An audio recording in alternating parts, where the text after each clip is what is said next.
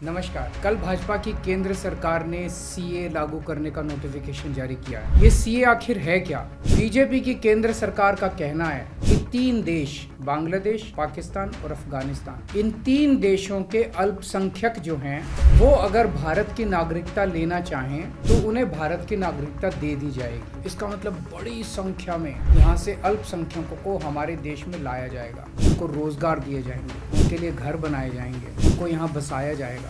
BJP की केंद्र सरकार से हमारे बच्चों को रोजगार दिए नहीं जा रहे, पाकिस्तान से लोगों को लाके उनके बच्चों को रोजगार देना चाहते हैं। इन 3 देशों में लगभग 2.5 से 3 करोड़ अल्पसंख्यक हैं। ये तीनों बहुत गरीब देश हैं। जैसे ही भारत के दरवाजे खुलेंगे, इन 3 देशों से भारी भीड़ हमारे भारत में आ जाएगी। अगर इन 2.5-3 करोड़ में से 1.5 करोड़ लोग भी भारत आ गए तो कौन देगा इनको रोजगार? कहाँ बसाओगे इनको?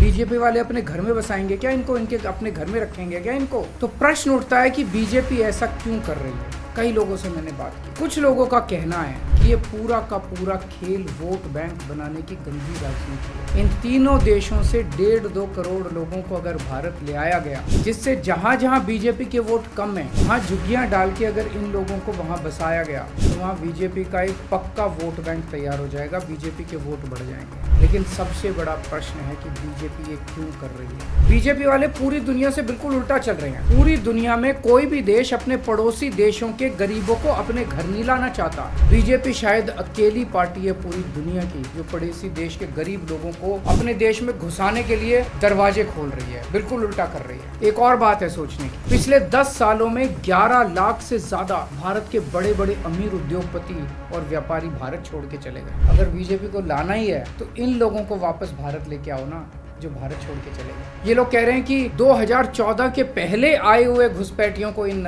नागरिकता दी जाएगी।